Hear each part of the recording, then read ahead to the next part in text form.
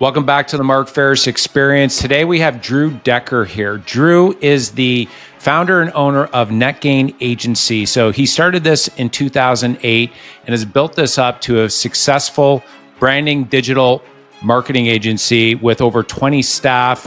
Currently, he has clients such as RBC, Four Seasons, and Public Storage as well. Drew, welcome to the show. Thank you, Mark. Thank you for having me. So, Drew, let's go back to your origin story. Maybe you could share a little bit about how you started in business and how you kicked off the entrepreneurial journey. Sure, sounds good. I was a very non-typical A student. I was an underachieving C student in high school, and I did the extra lap and bounced around high schools a bit. Really had no direction. And I did find a place in the communications lab at Innisfil High School in Barrie. And it was a real game changer for me where, I ended up finishing my last year of high school with a, 90s average because I needed to move on to a good school. So I applied to Sheridan, which at the time I think had, 5,000 applicants. And I was one of 105 kids to get in. And so I was lucky. And so that spearheaded a career in tech. So, after school, I ended up, the first job I got, I had a buddy who was calling around for work and he said, you know how to do sound, right? And I said, yeah. I said, this crew for Discovery Channel is looking for a sound guy. So I ended up, doing a tour with Discovery Channel across Canada, on a TV show that had an aviation plug. So we would always fly. We actually had an ultralight airplane that was built in the prairies in a trailer, and we'd put the wings on this plane. We'd roll up to a location in northern Saskatchewan or Quebec or Newfoundland or out west, and we would shoot with local pilots and do local interest stuff. So it was a really neat sort of experience. Probably one of the hardest things I ever did because the producers were quite strict and cruel in a lot of ways. They worked us really hard. So I'll never forget that, literally working for 20 hours and then having to be up in 4 hours day after day. So it was pretty grueling, but a really amazing experience. And then, I ended up getting sort of a normal corporate job, working in the tech fields for TV equipment. So I was selling, the HD cameras, the Avid editing systems, the really complicated hard drives and fiber optic network hard drives for video storage. At one point I was kind of looking at all the productions going on in Canada, and I think I had equipment or had a hand in consulting on a technological level and just about everything going on back then.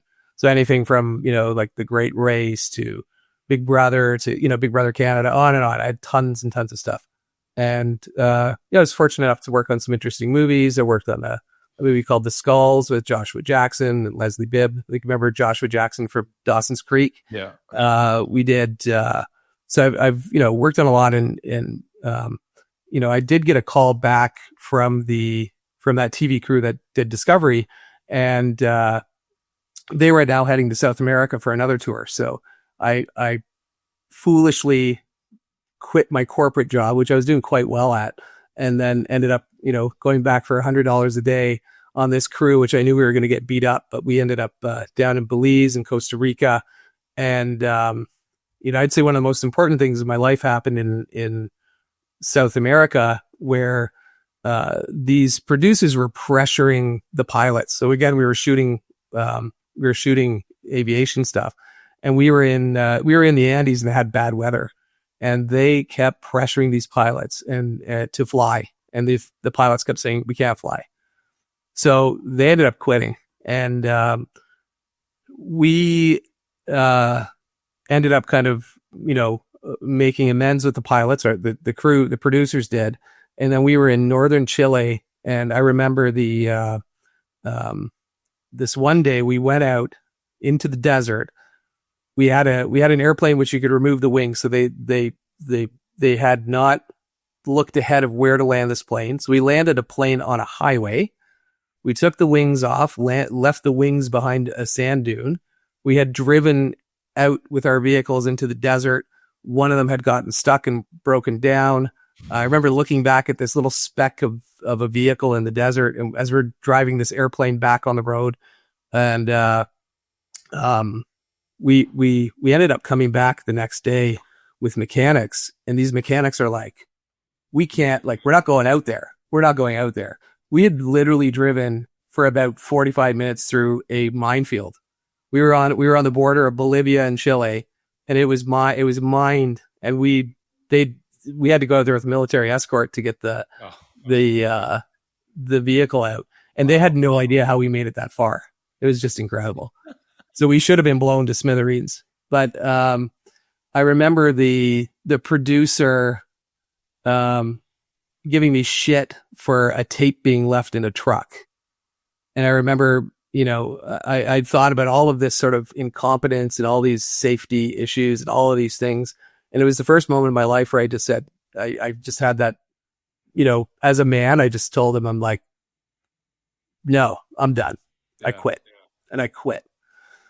So, that turned into a year-long trip from the south of Chile through Argentina to through Bolivia, Peru, Ecuador, Colombia, Panama, all the way up to New York City.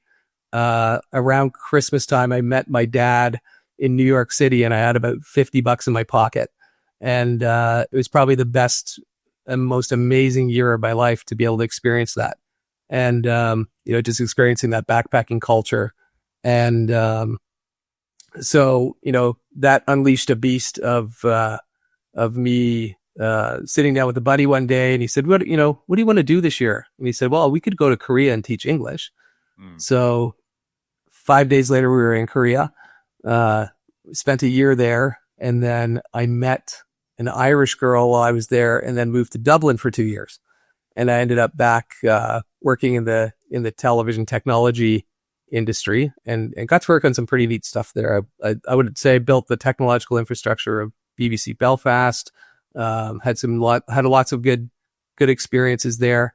And unfortunately, the weather in Ireland was not good for me, and we were kind of at an impasse. And I decided to come back home and break off the relationship. So, what is the weather like there, just for the listeners? Like, I think I have an idea, but maybe you can explain for the listeners. Yeah, it can be sunny, and then it can rain and snow in the same day. Typically, it's very cloudy, and it's very far north. So, if you imagine what it might be like, living in a northern climate where you might get 3 or 4 hours of sunlight during the day in the wintertime, and it's always cloudy. It's always kind of rainy and miserable. And then even in the summer, you get long days, but it was always cloudy and rainy. So, right. So just the climate is just, where you would go weeks and weeks without seeing the blue sky. We do get that in Canada, which is nice. Right. So, well, it's interesting. I'm a quarter Italian, quarter Maltese, but half Irish. So it's interesting. The weather is completely different between Italy and Ireland. So, okay. So we'll just say it's not consistent in regards to the weather in Ireland. It is not great. Yeah. It's not great weather. But I mean, also the culture is it's a different culture. So it's a very big drinking culture. So I was extremely successful in my role as an inside salesperson, because I would show up, and I couldn't understand how you would get 8 weeks vacation when you started. So I took maybe like 4 weeks, and they're like, you have to take your vacation. I'm like, well, I got nothing else to do. So I would just come into work, and I would make a good buck on the commissions. And then a lot of the employees would just show up like twice a week, just completely hungover. And as long as you showed up, it was okay. But they just would be a mess. And the boss would come by and be like, "Oh, Tommy, were you out in the lash last night, were you? Yeah. Did you have a good crack? Okay, carry on then, Tommy." Good job. Yeah, you good. At least you showed up today. That's a good. It's like So yeah, so the work ethic there is it's definitely not the North American style that I was used to. So I was able to succeed quite easily. Well, So and Drew, yeah, it's interesting you say that because I played hockey in Sweden for 2 years. And when I was there, it was like it's a 36-hour work week. And you right. could see like people were not the whole driven business. Don't get me wrong, they're there as well. But in general, it's more of a lifestyle. So you do your 36 hours and no more, and you go back and if there's a lot of let's go for a coffee, let's go sit down, let's go. It's more of a we'll say social and less about like driving. So it's interesting the different areas and the different countries and how their approach is to work. For sure. And now that I'm obviously a lot more mature, I can understand the quality of life versus the work life, Sure. they would definitely have a great work life balance, and I think it works in a lot of ways that we're starting to experience now, where you're seeing a lot of companies move to 4-day work weeks and get a lot more productivity out of employees by really focusing on those intensive times where you can actually get work done. My best time of day is the morning. So, if I have 3 good solid hours of focus, I can probably get more accomplished than I could in the afternoon and most days. Right. So So that's just, take us through that. So it's like you're seeing companies out there where it's like, yeah, go hard for 4 days. Is that like 4 days and less hours? It can take us through what you're no, so seeing it's not out there. necessarily less hours, but so for instance, we, like internally at my company, we do what we call flex time. So you can start at 7:30, you can finish at 8:30 at night at any time, and you can work 4 10s, but we don't want anybody working anything longer than 10 hours. So I think the productivity level goes down. So if somebody wants to take Monday off or a Friday off, they can work Monday through Thursday, 10 hours a day. But also if someone has a doctor's appointment or a personal appointment, they typically won't ask. They'll just, they're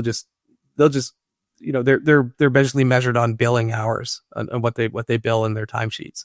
So, we right away, it eliminates the whole HR piece of, can I go see my doctor? Can I have a doctor's appointment for my kid? We don't need to know that. It's okay. We just trust you. Just go ahead and do it. And also, out of, a whole host of employees, there was only one employee who's no longer with the company who took all of their sick days. And it was amazing to see such, every Monday there would be 2 people or 3 people sick. And now very, very rarely are people sick. People just don't take that sick time. It's so interesting. It's so interesting, Drew, when before COVID, what happened was we were very much 9 to 5. You come, make sure you're on time, make sure you're not leaving before 5, make sure, lunch hour. And then when COVID hit, we actually had to transition off about 15 team members at that point because we expected sales to go to half, and it did for 1 month and then it jumped. But what happened was we would transition the non-A players and we kept our core team. And what happened the following month was we went to half sales, and then the following month we had our best month yet, and then we continued to grow with 15 less people. And so what was interesting, we stopped having to manage the times, and it was more open. We went to Zoom meetings, so it went remote work as well. And we realized that, when you have the right people on board, you don't need to micromanage. And so you don't need to micromanage. And so that was actually, we got more done with less people and less micromanagement. And so it was like the problem was before there was like 2 or 3 people taking advantage. And then we had to, we thought we had to throw a blanket, but it was more the 2 or 3 people we needed to transition, not all the A players. And by actually having that kind of autonomy, we found the exact same thing you did. It's like you realize these guys aren't taking advantage. You don't need to micromanage them. They want to produce, they want to be productive, but they also want autonomy, and they hate to be micromanaged as well. Yeah. Yeah. And I think it opens up a pretty large talent pool as well. Like we have a fantastic graphic designer who spends, 3 or 4 months every year in Turkey. and still works for us. And she works in Toronto and lives in Turkey half of the year. We have people from, different provinces or just different locations, period, that we have access to, where, if we had that traditional, model, you've got a limited, talent pool. So I think we're much stronger, because of those policies. And, mind you, I do find that, we don't have that personal touch like we used to, where, you might have a barbecue or, you don't know those intimate details about the people that you work with. So it becomes a little bit, farther away. So you really do have to make a point to get people together and, and have those moments. Right. So, yeah, well said. I found for me, I've had to be more intentional about reaching out and saying, "Hey, I appreciate you. You're doing a good job. How's little Sally doing? How are things going with you?" Just more intentional, because you don't have that. You're not crossing paths the same way where you naturally do that. So definitely, I think that's been it's had to be more intentional, at least on my side, that I've seen. Mm-hmm. Yeah, and I mean we've got we've got a really solid team of really nice people, and that's it's a pleasure coming into work with people that are smart, and like we have great clients that are smart, and we have good people that are smart, and those there's every now and then there's that person that creates friction in your organization, and it just feels like a cancer that's going to dragging everything down and drawing it down. So it's either fixing it or cutting it out, right? So what kind of, before we go on, because I want to hear this, we've kind of in between the story. I know it's about getting into the business, but Sure. I want to make sure to ask this because, a lot of listeners, maybe they have employees and maybe they know somebody is not good. And so two good questions I've found is, one, if they were to quit tomorrow, would you be secretly relieved if they were to leave tomorrow? And the second question that you can say is, well, if they came to you and applied for a job today, would you enthusiastically rehire them or not? And the word underline is enthusiastically. And if it's a no, then you probably either need to coach them up or coach them off. But you say they identify somebody that's like, okay, we need to transition them out. What is your approach to that? Or what kind of, we'll say, insights and we'll say lessons learned that you've had? And how would you even approach something like that? Yeah, I think, hire slow, fire fast. That should be it. Now there are, there are points of stickiness sometimes where, they may manage key clients, or they, there's certain pieces that complement other key parts of your company too. So, that they may serve those roles really well.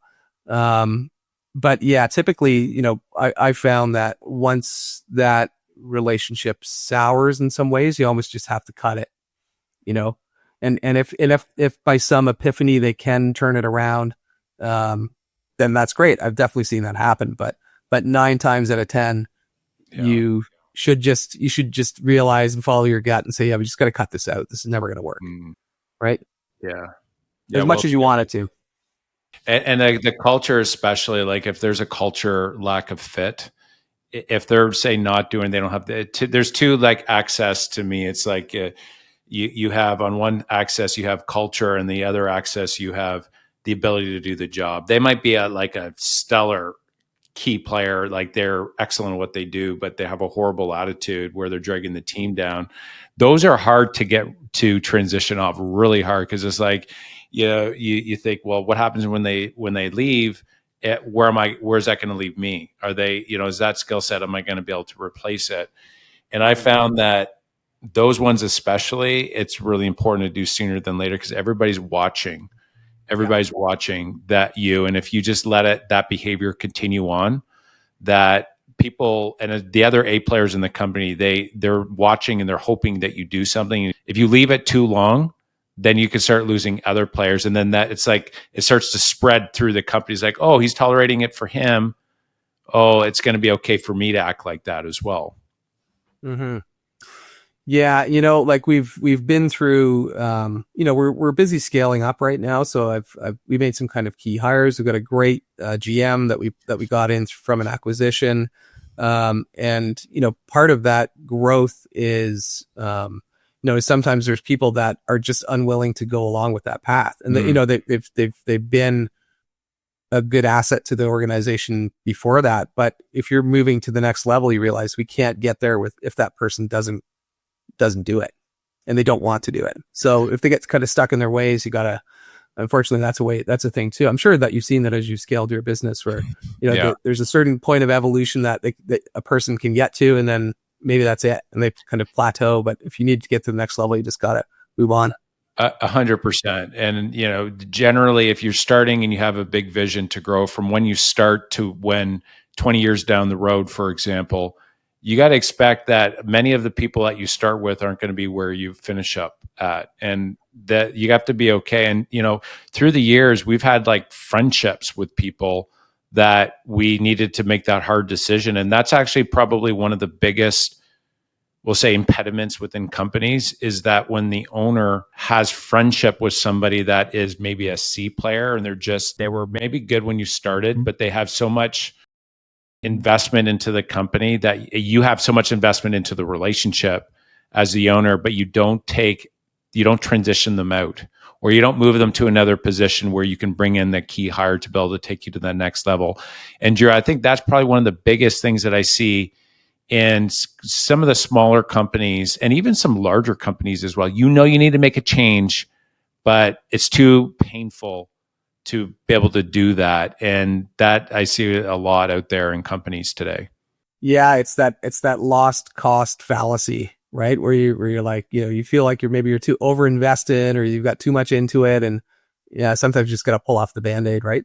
Yeah, well said. So I'm really curious, when you acquired another company, and so you had two cultures. And so let's jump back. Let's jump back to the original founding of the corporation. Perfect. And then that's wonderful. Yeah. Yeah. So we, after the traveling, I had made a good buddy in Barrie, a fellow named Craig Bush, who owns a company called Bush Systems. And he is the guy, who pretty much invented the blue box. And then they've got, they've expanded that company massively. So in between my trips, he would kind of pick me up and ask if I could work on a catalog with him, or work on some web projects. And this was just around the time when people were moving away from the yellow pages, moving into Google, and kind of hit the nail right on the head with learning how to do technical search engine optimization, and I got really good at it. So we started with Craig's companies and killed it. And at that point, he approached me and said, "Would you like to partner on a business? We could probably do this for other people if you can do this for me." So that's what happened. So we started off with just me, literally in a broom closet at one of Craig's buildings, and then we next thing you knew, we had 8 people in this broom closet. It was literally jammed, and so eventually we moved into a nice space, and I think we were as high as 23 to 25 employees at one point. And, it was just so much of an HR mess. And, I'll be the first guy to say I'm not a very good CEO. I'm a good CTO. Okay. And I'm a good founder, but I don't have the executive chops to, work with HR and all the other minutia. Like I'm more of an ideas guy than taking on that CEO role. So, as a visionary leader, sure. But the day to day, I realize now I need to have a GM or a CEO. But yeah, so we were, doing very well. We managed to get into a couple of industry verticals. So we deal with, I'm sure you're familiar with companies like Shred-it and Iron Mountain. So they're national players, and we actually do marketing work for the independents. So we do, so they would be their direct competitors in cities. So I think we're in 50 different markets in the US with shredding and storage companies. And then we also have another vertical in audiology clinics for some reason. So we do tons and tons of audiology clinics across Canada and the US. And then we've also got some bigger marquee clients like we talked about. So we've been building that over the last bunch of years. And then we went through, over the last 3 years, we bought 2 companies. So it was our first couple of acquisitions. So we bought, actually first we bought all of the hosting work which originated at a company called Tiger Shark here in Barrie. You would probably be familiar with them. So we ended up buying sort of some of the technical pieces of that from a great guy named Paul Larsch. And Paul and then Tyler there as well from Tiger Shark. So all great guys. So we picked up a chunk of that company off of Paul, and then he just didn't want to do that portion of stuff, and we had the capabilities to do it. And then we bought a company called Gel.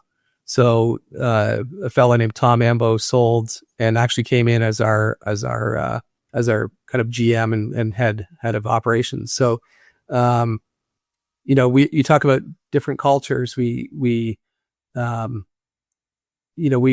to, again, I'll go back to the saying I'm not a great CEO, where Tom would be a fantastic systems guy. So he is sort of like, kind of ripped everything up and started everything fresh in a good way and rebuilt a lot of the systems processes, billing, quoting, the way that we're pitching, all of these things. So it's really sort of reinvigorated us in a big way. And we've also, the reason that we acquired that company is they're specifically good with branding, where we were mostly a technical shop before that. Really good at technical SEO, but not so great on design, not as good, creating very good brand experiences. And so we now have that in our wheelhouse. Would you do PPC as well? Is that part of what you offer? Yes. SEO and PPC. 100%. Yeah, we do pay-per-click. So like Facebook and Google and all the rest of it, where you put an ad in. Facebook, Google, YouTube, LinkedIn. So I would say we manage multi-millions in annual spend for companies. We do quite a bit and of PPC. And so another thing that we had is we acquired another company called Suit Social of another great guy, Darren Cabral. And we brought over his team and a really great group of clients. For quite a while, we were working on the Reveal brands of pet foods, and we were outpacing on return on advertising spend. We were outpacing Purina and Chewy from a ROAS perspective. So we were basically beating the big players as an independent agency with them. Now they've since moved on from us, that brand, but really good group of people, and that gave us new sort of strategic capabilities and also better social chops than we had before. So we've been taking pieces that we were doing kind of well, and through those acquisitions, we've really solidified the agency at this point to being able to pick up nicer clients and bigger clients. Yeah, right on. Well, going back, so Craig Bush, so he's been if you're in, say, Barrie or North or Toronto and you're in business, you probably have heard of his name before. He has a great reputation. And I'm curious to know if for the listeners out there, so he's a partner in the business and he's come in. And so he, has a great track record. You partnered. So what advice can you give the listeners to be able to, one, find a good potential partner, and then to maintain a partnership? That's been one thing that you haven't just started one, you've maintained it, and you guys have grown the business together. And so how do you attract, and then how do you, we'll say, maintain so that you can flourish for the long run? Sure. Yeah. So I would more act as the operating partner.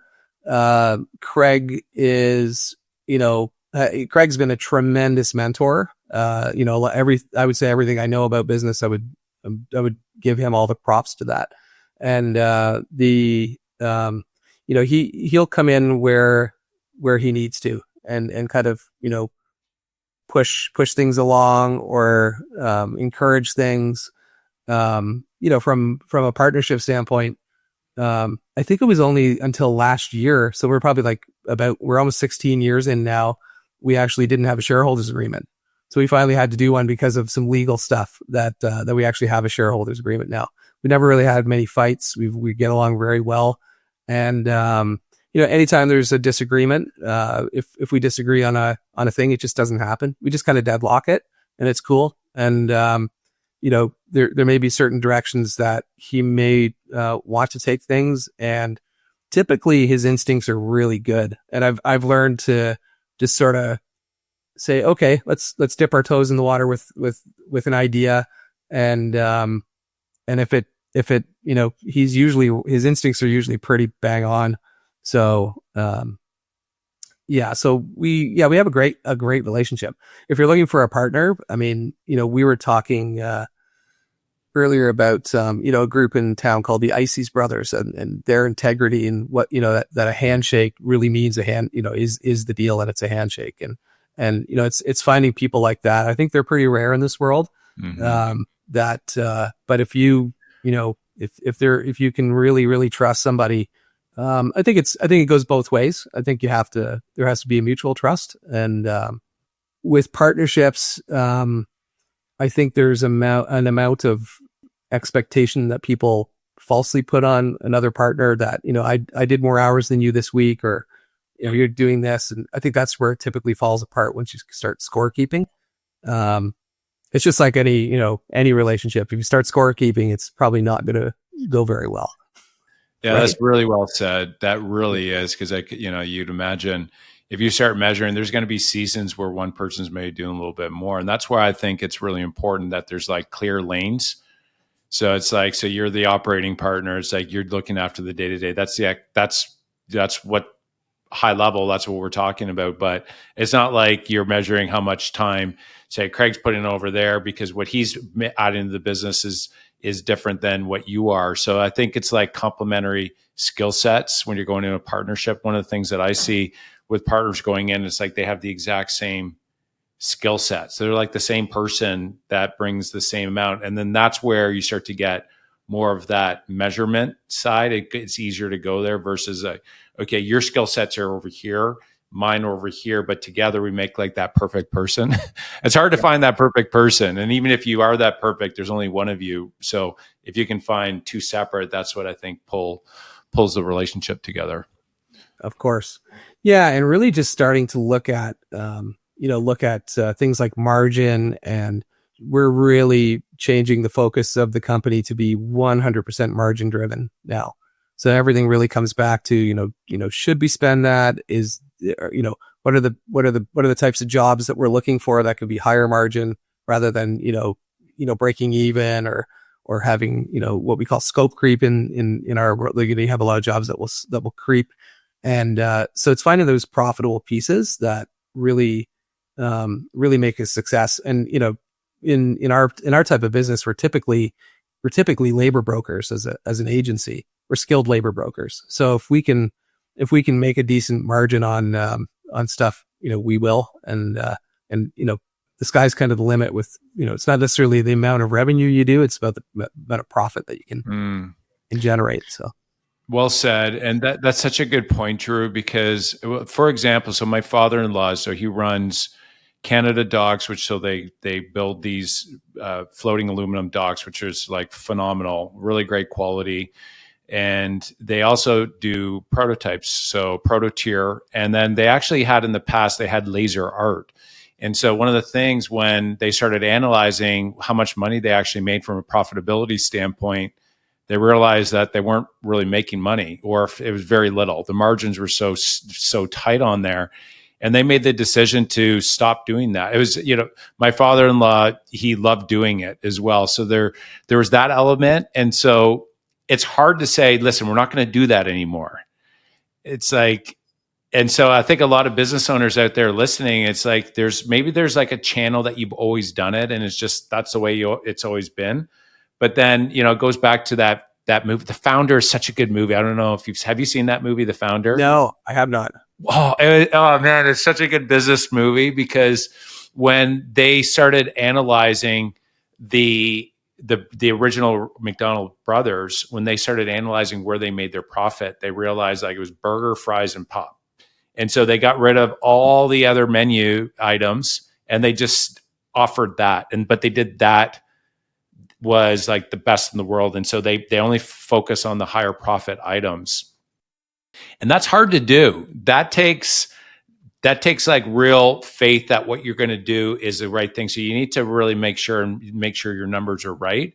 But that was actually one of the things that Steve Jobs did as well. When he came back to Apple, he got rid of, it was like 90% of their products. He took them off the shelf. He said, stop working on that. And we're only going to work on like a handful.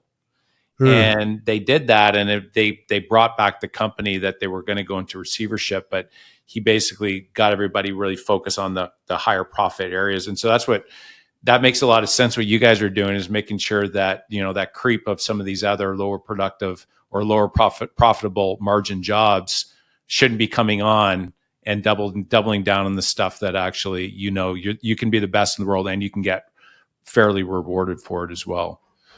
Yeah. I know we were kind of chatting about books. Like The Purple Cow is like by Seth Godin. That's just an amazing one where it's, really just be remarkable at something. Just don't be a brown cow standing in a field of brown cows. Be a purple one. And so I think it's finding those pieces and working on new stuff. I think when we first started, we were going against Yellow Pages as a competitor, and then Yellow Pages doesn't even exist anymore. But nowadays, I think that like marketing shifts so quickly, and I think there's probably some fundamental changes happening over the next 2 years that are really going to revolutionize a lot of things in good ways and bad ways. So like AI, it's always the buzzword.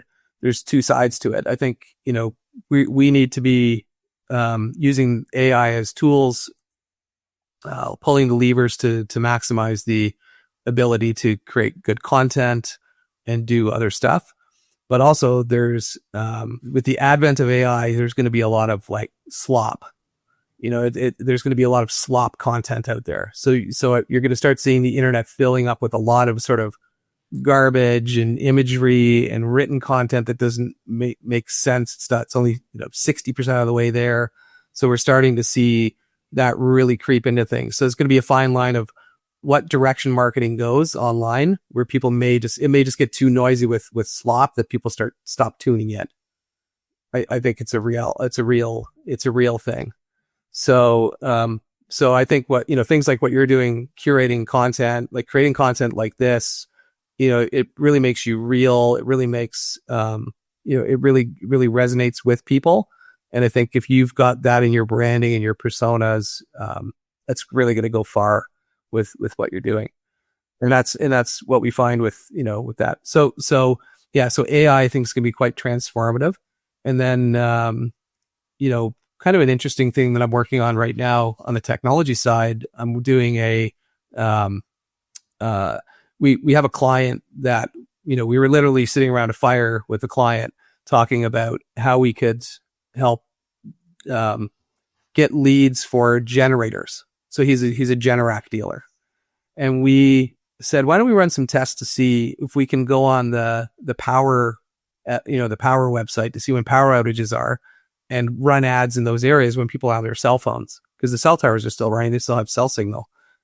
We saw a 20 times return on spend. So I think for $18,000 to spend, he had a $360,000 sale point. It's like incredible. So what we started doing is running predictive advertisements, so if we know that there's a weather event coming up, like a windstorm above 70 miles an hour, or if temperatures drop below -25, we'll take geographic targets and run those ads and outbid competitors when those events are happening. And we're also advertising when there's live power outages in the US.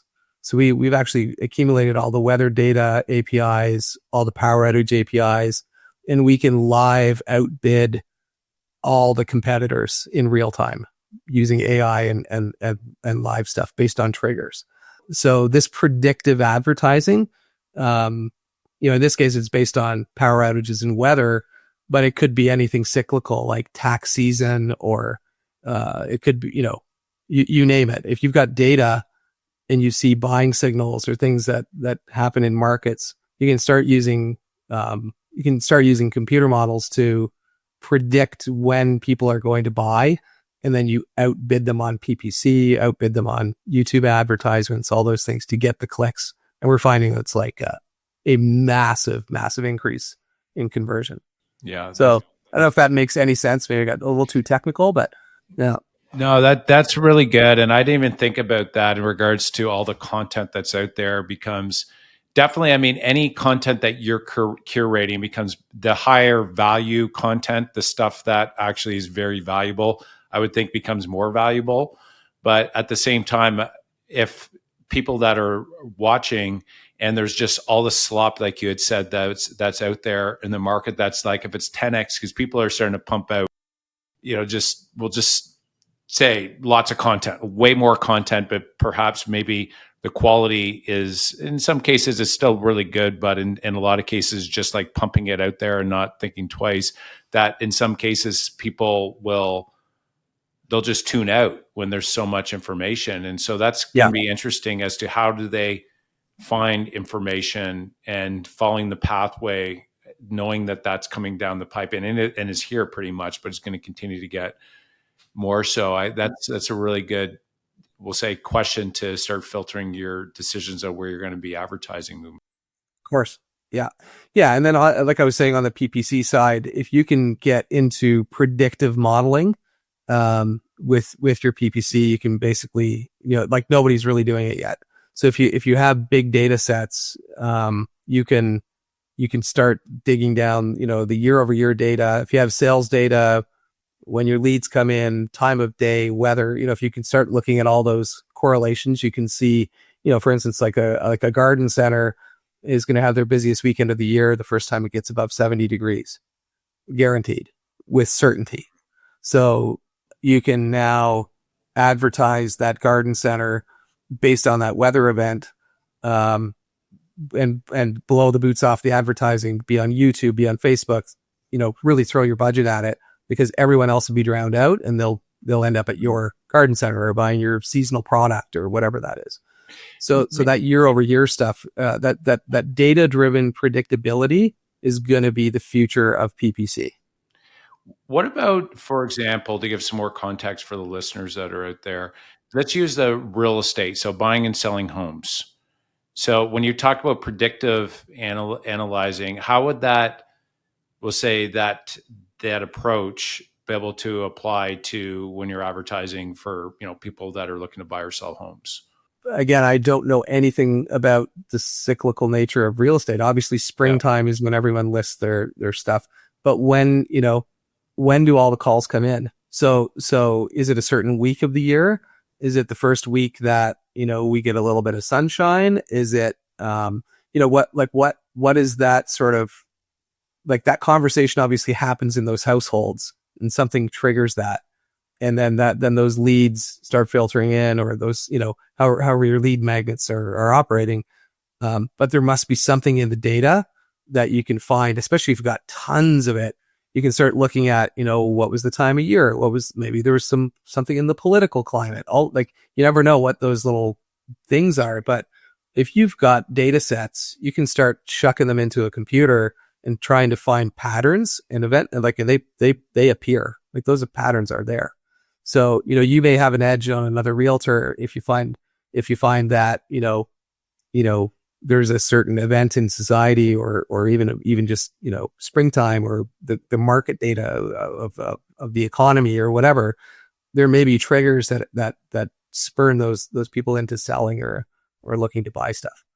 So who knows what that is, but that's, if I was digging into that, that's the way I would look at it. No, and that's great how you logically think through that. And then also it's like, okay, look, let's go to the data. This is the assumption. Let's go to the data and be able to make logical data-driven decisions, which makes a lot of sense. And you could, I mean, you're doing it today. You're able to advertise $1 and have a competitive advantage over everybody else out there that's not doing it. And Yeah. that's where And the thing is that you know, if you want to outbid that guy by $3, you know that you're going to have the number one result in that ad versus the guy that and he doesn't know why you're doing that, but you know that your return is going to be 20 times more than him. Yeah, that's like you've got an unfair advantage over the next unfair. guy. That's like writing a test, and knowing the answers to the test, and nobody else knows it. It's like it reminds me. I watched this show. I forget where. I might have been Will Smith back Fresh Prince back in the day, and Jazz. I don't know if you remember watching that. This is like a long, long time ago. I'm not even sure how it even came to me. It's funny how these shows come to you. And I think it was Jazz. He was like, you know, he was known for not being great at school, and he was Will Smith's friend, the Fresh Prince, his friend there. And he came in one day and he's like, I figured out the best way to cheat. And he's like, I've written it down so many times that I've hit it in the best spot that nobody will ever find. And they're like, where was it, like on your shoe, on your, it's like, no, in my head. It's like, yeah, good job. You found it in the head. But in this case here, it's like actually having the data the answers right beside you as to what's actually, and nobody else actually has that. I mean, so my story somewhat kind of relates to the example. No, it's literally true. It's you know, you can, you know, if you can beat them at like, you know, there are very good marketers out there, but if you can beat them and and you're outbidding them and they have no idea why, but you know, for instance, like we deal with stuff in the shredding industry where we know the weeks before tax season when most leads are generated, because we deal with so many of them. We know what, you know, we have the year-over-year data for a decade, so we can look back and run the patterns, and we know when to outbid the nationals. We beat the nationals all the time. Well, this is so good. I mean, it's such great insight as well. And, you know, this applies to actually investing as well, because you have these $1 billion, you know, these hedge funds that have hundreds of analysts there that are tracking. And that's where it's like, if you're going to try and compete and, you know, go in the stock market and, you know, make money and kind of beat the hundreds of analysts that are out there with all their algorithms and geniuses. And I was like, that's a game that I don't really want to play, because it's stacked. Just like I wouldn't want to play against you in the PPC space, because you have, you know, deeper data. And so that's why for me on the real estate side, we've built the team to be able to go toe to toe with any of the large REITs. Like we have the same access to them, and we have the team that would go toe to toe. That's an area that I want to compete with when it comes down to investing money, not so much against we'll say the $1 billion hedge funds in the stock market, where I know they have a competitive advantage over me. And, you know, I have some buddies who are like, listen, I know guys that would sit there and make one trade and scoop out like $2 million. Boom. They just scoop it out of the market. And so I think if you're going to play any sort of game, I think the ultimate, we'll say, lesson from all this is play a game where you have an unfair advantage, obviously making sure it's legal. That goes without saying. But I mean, if you could hire a guy like you that comes in and gives you a competitive advantage, that makes total sense. Yeah. So how do you so as a smaller team against a big REIT, like that would be like guys like BlackRock, or, you know, how do you maneuver that, or how do you see yourself as more agile, as more nimble? Great question. Ground. Like what would you look for? I mean, just in the general, you know, for a business like mine, what would your advice be there? Well, it's interesting because for us, so CoStar is a platform that all the commercial brokers get access to, but it's tens of thousands of dollars. Like there's like 20 grand a year for access to this member. So we get all the data that the commercial brokers get. But because, like, for example, we're looking at a deal in Atlanta, we've had to look through 300 deals. 95% of these deals go through brokers, and the brokers are relationship based. And so if we can build really tight relationships, and we actually hired our acquisition specialist that's been in it for 8 years that has strong connections and relationships with all these local brokers. And we brought him onto the team. So we pull those relationships in. But John, my business partner he's actually in Atlanta. He scaled the largest real estate team in the US, and we did in Canada. And so we had been masterminding for 4 years. And so there's an unfair advantage when it comes down to building relationships and us being brokers as well. So if you can have the relationships with the brokers, like we bought 144 units in Charleston, South Carolina. That was a complete off-market deal. And because we can move quick, like some of the larger institutions, they need to go through multiple layers of approvals. Whereas with us, we go see it and we tell the broker, because they care about one thing: can you close on the deal? What's your surety of close? And so for us, we're making the decisions. And what happened over the last couple of years, and why we have as a syndication group, as a group that has investors where we can make decisions quickly, why we have an unfair advantage today is because over the last couple of years, what was happening is some of these larger REITs would acquire a property and then it would get shot up the chain, and then they would disapprove it, and then they would go back on market. And so that's hundreds of thousands of dollars for the broker, and they just did not like that. So, all these like small things, it comes down to inches when you have these very rare deals.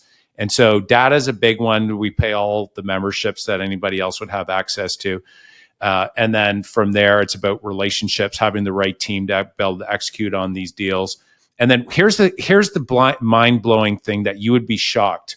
What we found is that when you're buying these 100-unit apartment buildings, you would think that the model suite would be staged, and the leasing, this is like straight from residential. It's like stage the model suites, stage the leasing center, have a training manual of how to welcome a potential resident and what's the walk path of that resident to wow them along the way, wow fridge and all the rest of it, core values of the community mission. These companies, we walked through what the REITs, these larger REITs, the property management and how they handle residents coming in, treat them like a number. They don't have any sort of like wow factor because it's numbers driven, it's not relationship driven. And so what our big competitive advantage amongst everything else that I said is that when we go in, like it's the first 4 weeks that we go in and we do a full overhaul in the property. So we give first, and then we put in these guarantees. So within 48 hours, if we don't fix a maintenance request, we'll give them a concession. If they move in, they're not happy, they can cancel their lease. If they lose their job, they can cancel their lease. And so what we're having now is like a wait list in our apartments. And so all these things, it's like soft skills amongst right beside the data. And when you compare them together, we're seeing really great results. It's a good question, though. Yeah. And like, for a $1,000 apartment that was before, what are you charging for it now? Yeah. So what we're seeing is that we're buying apartments like in that $1,400 to $1,500, and we're going in and we're renovating the apartments, improving the property management. Silly thing, like just changing to a friendly property manager. You'd be shocked at how much that does. So that then we'll go in and we'll raise that to like $1,700 or $1,800 after renovations. And so that is enough to be able to get enough lift to be able to get these 20% returns. But we'll say it's a B class asset. So you're getting more working class versus, the $2,500 to $3,000 a month, where that's more of that A class building. And so it's more recession resistant. Yeah, very true. And I think by, really kind of magnetizing a culture there, you get loyalty from your customer base. And that's why you're getting wait lists, right? Because they're going to be loyalty. They're going to love you guys. They're you're not a slimy slumlord. You're a person who cares about them. That goes a long way. You nailed it. And this is actually brings me to, before we get into the last three questions I'm going to ask you there in the rapid fire, we had talked briefly on this on culture. And so what would you say would be we'll say a great approach to be able to build better culture within your company? I mean, you've been able to attract some real A players and to be able to bring, different groups together. How have you been able to manage that where those A players want to continue to work for you? I think it's about really having everybody educated as to what the goal of the company is, and everybody rowing in the same direction. So, it's kind of old school. It's old school business, but if everyone knows what's going on and where we're trying to go, everyone kind of, it's like, don't let people set their own targets. You don't, we were having a budgeting meeting this year, and the target came out, and we said, no, the target should be 10% more. You're going to make your target. You're always going to make your target because it's what you believe that you can do. But now you have to challenge yourself 10 or 15% harder, and you can make that happen. So I think it's about setting those targets and really kind of educating everybody on, like, this is where we need to be, and then trying to make it fun. So it's not always fun. I think there's, when you go through change, there's a little bit of pain sometimes, but once you get to that point where everyone's rowing, it just becomes easy to come into work every day. And I think that's it. I love that. It's so simple, yet it's so overlooked in so many businesses. It's like, of course, this is what we're doing, but the frontline staff, a lot of times, they're not really clear. They're showing up for their own job, and that's all they see. Many of them don't see the bigger picture. And if you can connect the dots for them, it gives them more, we'll say, purpose, and it ties them more to the overall, we'll say, they're getting a better result for the company, not just them showing up and getting paid. I love that. Just simplify. What's the mission? What are we trying to accomplish here? Yeah, and I think, if you look back, I was at a conference. There was a guy named Jack Stack, and he wrote a book called The Great Game of Business. I'm sure you're familiar with it. I think it's 40 years old, and that is one of the principal things. It's just, he was telling a story at the conference how a janitor came up to him and said, "You're not diversifying us enough to be recession proof." It's like, well, how do we do that? It's like, well, you need to be selling parts because auto parts go up 15% in a recession. And sure enough, he took this janitor's advice, and it became one of their staples in any downturn in the economy. It literally recession-proofed the company. But that came from the janitor because everybody knew in the company what was going on and where you were going. So pretty cool. That one always stuck with me. So yeah. No, I think that's so good. That's such a good kind of last, we'll say, key nugget there before we go on to rapid fire. So you ready for the last 3 questions here? Okay, let's do it. Awesome. All right. First question, which book has had the biggest impact on your business or wealth creation? I would say Purple Cow by Seth Godin. Awesome. Yeah. Second question, how would others describe you in 3 words? Unconventional, technological, and voracious. That's good. I don't think I've had those 3 words yet. That's perfect. And last question. So we have entrepreneurs out there listening to the show. And so there's a vast difference. Some are thinking about becoming entrepreneurs and going out on their own, and others are in it right now and they like to take their business to the next level. What advice would you have for them to be able to, we'll say, scale up? Obviously, work hard. Before anybody goes into business, they should have a very good understanding of cash flow, money management, invoicing, margin, all of those things. Because I think a lot of people miss how to make money and how to pay their bills. I made those mistakes early too, so I had no idea. And and if you're a young entrepreneur, especially if you're doing a family, I'm divorced. I've made mistakes. I probably made the mistake of working too hard and not balancing my life with my kids and my family.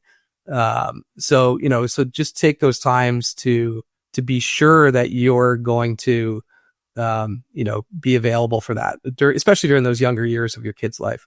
And now I have a great relationship with my ex-wife and my kids. Everything's fantastic. But yeah, as a younger entrepreneur, make sure that you're not forgetting, don't overdo it. Make sure that you're making your time for the stuff that's important. That's wise counsel there, Drew. What a great call today. I learned a lot, and I really appreciate you coming on the show. How can others connect with you? Say they'd like to have you, analyze their existing business, and they like to find a little bit more about NetGain Agency. Sure, absolutely. Look me up on LinkedIn at Drew Dekker. NetGain.agency is our website. So you can connect with us there. And if you, if you want to reach out to me, I'm happy to chat with anybody at any time. So please give me a call and yeah. Mark, also thank you for having me on today. It was a lot of fun, and it was great to chat business. You're really a great guy, and you really get the mental juices flowing. So I really enjoyed my time with you today. Well, it was an easy conversation with you, Drew, and congratulations on your success. So thanks again. You too, my friend. Be well. Awesome. Thanks for listening, guys. If you enjoyed the show, please share and subscribe to the channel, where we're building a community of up and coming entrepreneurs. Now, if you are interested in investing into real estate and you're not finding any good deals out there, go to fulloutinvesting.com. We have our 10-step full out investing process there. We actually have a sample deal on that landing page. It's fulloutinvesting.com. And just remember, guys, before we go, the fastest way to build wealth is to grow your business and invest in real estate. I love you guys.